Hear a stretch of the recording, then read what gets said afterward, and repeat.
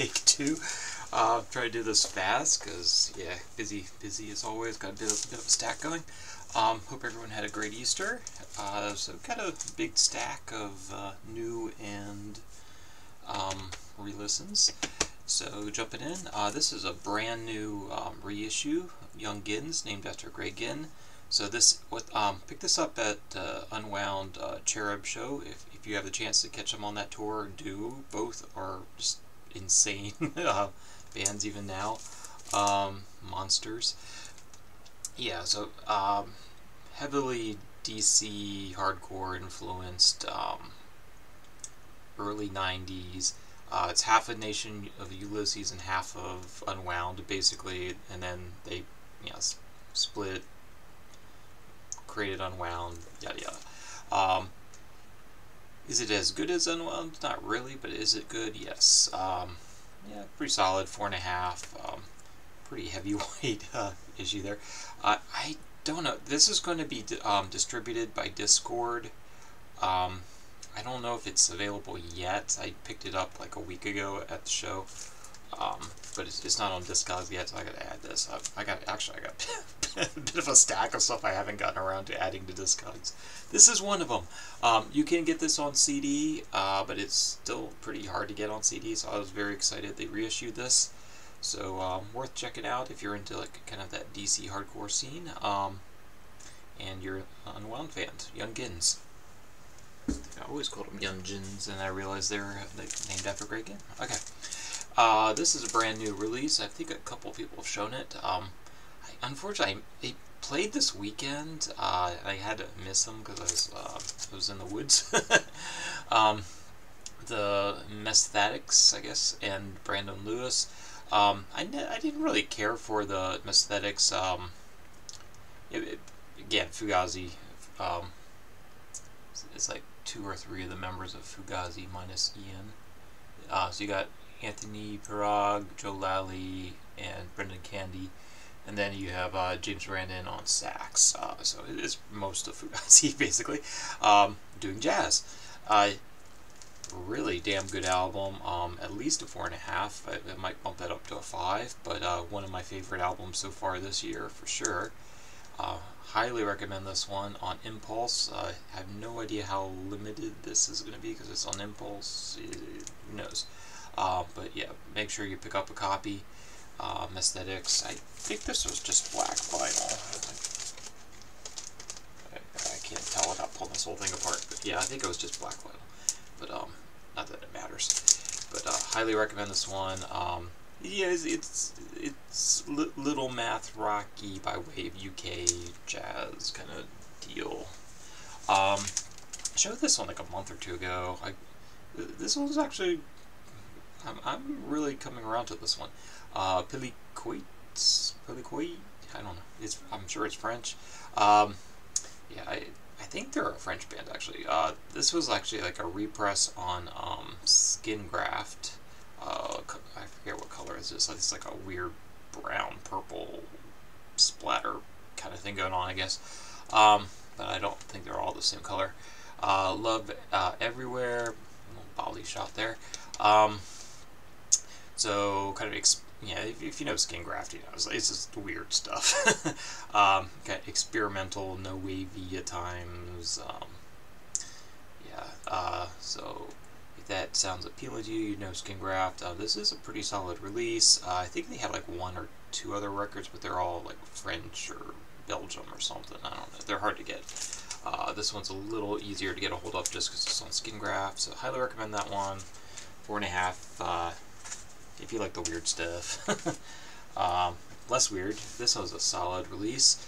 I pre-ordered something from Light in the Attic, and this was like on clearance. So it took a really long time to ship because the pre-order took like 4 months to ship. But anyway, it was probably sitting on their shelf for that long.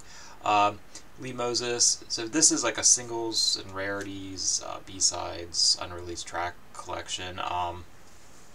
So this was supposed to be like a companion piece to, was it Time and Place, which I still need to buy.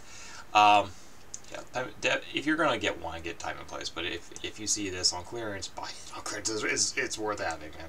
4.5 all day long. Yeah, the Time and Place is definitely a 5. That's high up on my buy list. It'll happen eventually. I just haven't run into it. And there's just been so many damn reissues and new albums I want lately. I just haven't gotten around to it. But yeah, so yeah, pretty classic soul. So yes, Time and Place was 71. So yeah, it's got a little, it's got a little funk influence on some of the tracks, but it's a little hit and miss on the recording quality. But really good album, Lee Moses, worth checking out. This is an original actually. VFX. I think I got a good deal on eBay or something on this. I can't remember. I just pulled the trigger on it. Rough trade. So yeah, New York, No Wave. Then the band's like, when the band split, they I think most of the members ended up in Europe doing like weird experimental stuff. Yeah, this is a great album if you like the No Wave scene. It was early 80s. I'm guessing like 81-ish, give or take. Yeah, it's got a lot of tracks, but I don't think it's like a particularly long album. It's like 30 minutes-ish. But like that one, VFX. Highly recommend that. I think Dom or someone showed that. I think that's why I kind of pulled the trigger. It was a bit on my radar, but finally got it. I showed this one too. This one's super good. Again, kind of early emo DC influenced. Honor Roll. I believe they were out of Jersey or something. I can't remember. Oh no, these guys were out of Richmond or something, right? Yeah, these guys were Richmond. This is on Homestead. Yeah, if you're gonna buy the albums, this one you can pretty much be one and done. Again, it's more of like a mini LP. It's not like particularly long, but it's got a lot of tracks.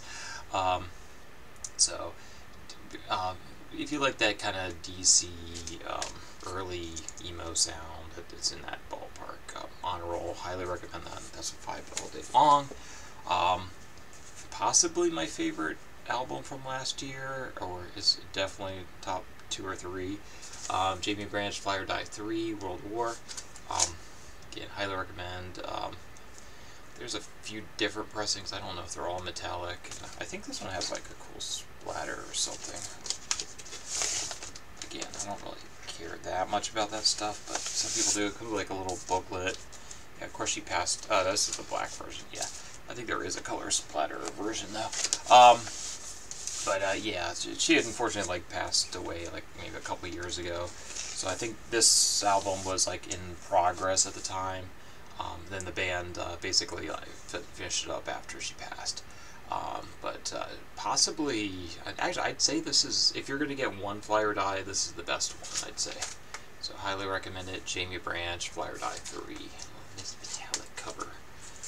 A lot of metallic covers of late for some reason. Showed this before. City of the Sun, chapters 3 and 4.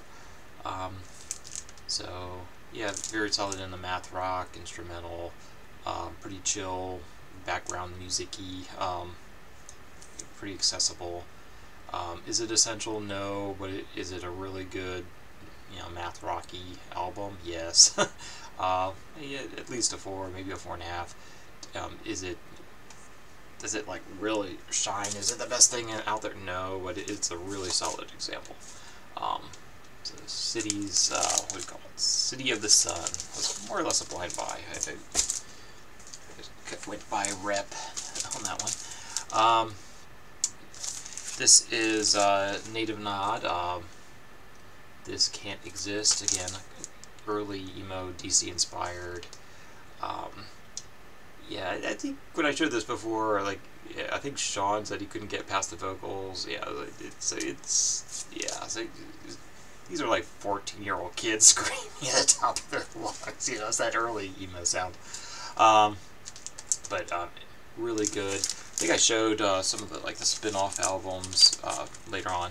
So yeah, one of these fellows, I guess he went on to form a label specializing in releasing Japanese underground artists, and he recorded himself on a lot of those as well, which is kind of interesting.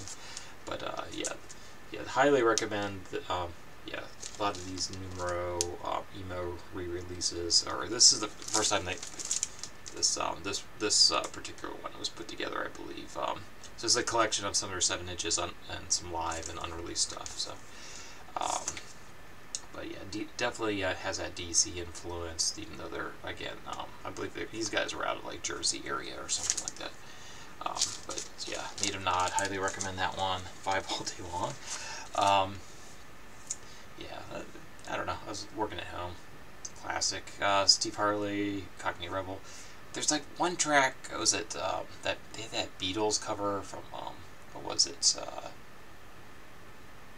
It was one of the Abbey Road songs. I forget. Yeah, that was kind of a hit for them. It's not on here, but this is like a comp of their greatest hits.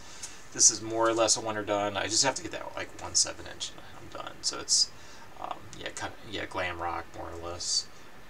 Pretty classic stuff. So the Make Me Smile was a really big hit for them. Sebastian was a big hit.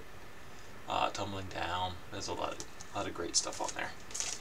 So comp, yeah, so it's going to be like a 4 or 4.5 just for being a comp, but it's pretty solid. More or less a when they're done. Liquid. This is their big, I think Cavern, the second track. It's all EP with four tracks, 45.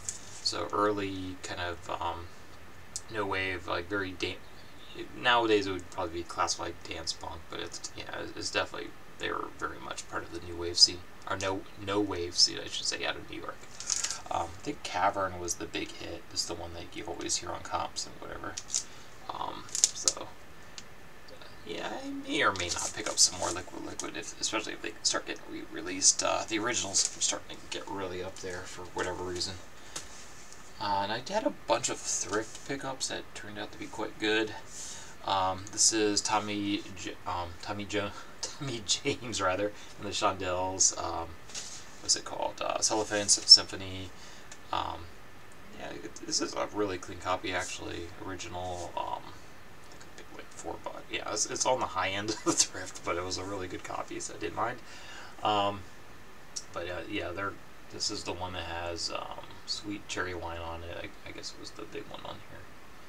So they're going a little more psychedelic than their other stuff, which is a lot more garagey. But yeah, really enjoyed that one. I'd say a very solid 4. This one, I'm just a fan of the movie more than anything. But Valley of Dolls, again, it was like $4 at the thrift, which is high end. But this is like an exceptionally clean copy. I figured I'd never see one this clean again. This thing is like minty. So movie soundtrack itself is nothing special. It's I think intentionally it was kind of that cheap, campy. This would have been like 68, give or take, 67, yeah. So, but it has that kind of campy, like late 50s, early 60s, maybe early 60s, that kind of early 60s campy soundtrack going. They really dug into that. This movie's kind of notable for being written by what's his name? Ebert, right? Or Siskel? Gene Siskel, right? Or Ebert? No, it was Ebert, right? The one with the glasses. That was Ebert, right? Okay. Anyway, he wrote that, and then I think this was John Williams of Star Wars fame. I think that was his first soundtrack. But anyway, yeah, it's a cool cover, and it's a cool movie. Worth checking out if you've never seen it. But I just wanted to have a copy of that. I like if I see soundtracks, especially vinyl of stuff I like, I just tend to buy it, even though I never listened to it. I don't know. Yeah, this one, Supremes at the Copa again.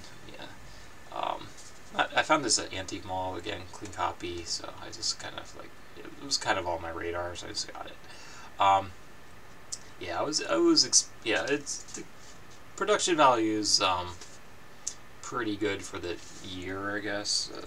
65, but yeah, it's at the Copacabana, so it's a little tacky. It's not so much they're doing a lot of covers on this, so like Sam Cooke, Boy from Ipanema, etc., etc. But yeah, it's got like Baby Love, some of the early hits on it, but it's more of that Copacabana style, which Actually, I don't think I'd ever really listened to this album before I bought it, but it's still a pretty solid release. Unlike I picked up one other Supremes I live album and I just really didn't like it at all. I just immediately sold it. That one I'll probably keep, but it's definitely not as good as their studio albums. I showed this one before. Spectrefolk Volume 4. So this is yeah, one of my old high school friends who's Sonic Youth soundman now. It's him, Steve Shelley from Sonic Youth, Mark Ibold from Sonic Youth, and Pavement. And also, I'm not sure who he is. PFM, not sure, and Pete and Nolan. But anyway, yeah, it's very sorry, Aaron, if you know him, but yeah, it sounds a lot like a more psychedelic Daydream Nation, I guess. It's in that ballpark. Pretty solid 4. Enjoy that album. I don't know if I'd go on my way to pick it up, but definitely interesting. This was a thrift find, Ravi Shankar, Philip Glass. It's pretty solid. It's not as good as I was hoping it would be, but it's a pretty solid 4. Almost same.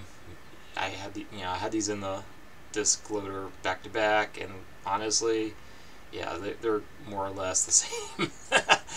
Jesse Sparrock and Eric Carvana. So you got the kind of Middle Eastern plus modern kind of going on. So yeah, if you like one, you'll like the other. But yeah, this was, I think, on VHF Records, a local DC area label with a more experimental droney thing going on. Excellent Stevie Wonder comp, if you need that. Jun Mayuzumi, getting a comp because yeah, I'm not buying all her albums. Excellent. It's kind of in that Yaya vein, Japanese. Excellent stuff. I need to pick up some more of that kind of era Japanese stuff. Probably, yeah. Wife's going to be over there over the summer, so I might have her pick up some. Jackie Shane Essential. There is a vinyl version of this. I really like the CD version though, because it has like a hardback book, and it has like one CD of live and one CD of her studio stuff. Like Essential, right up there with Supremes. Yeah. This is a 5.5 Essential. Buy it if you don't have it. Jackie Shane on Numero, Any Other Way. I think it has a few versions of that song on there. Rumors, don't need to talk about that. That's kind of childhood classic. Yep, Buddy Holly is pretty definitive, pretty decent collection. Another original pressing, Nine Inch Nails. Pressing original release of Nine Inch Nails. I have the, kind of going back, but do I need to have both copies? I don't know. I have the newer vinyl release, and I got this, so I got an ABM. I don't know if that's worth keeping both. Yellow Swans. I know this came from Sean. I don't remember if I bought it or he just sent it along. But thank you, Sean. Yeah, pretty good drone there. Also good drone. Russian Circles and Codeine. Frigistars. I'd do like a 4.5 on that one. Sorry, Sean. But yeah, I'll just end it there, man. I just want to get this uploaded, get on with my evening here. So hope everyone's well, and yeah, I still got some more new stuff on the shelf, and yeah, I got some Amazon mystery stuff coming in. I ordered some kind of experimental albums from Amazon. They keep shipping the wrong one again, so I'm hoping this next one will be the correct album. If not, yeah, I got another trip to return it again and see if they get it right. Don't like paying the big bucks when Amazon's got stuff marked down at 50%. Take care, guys.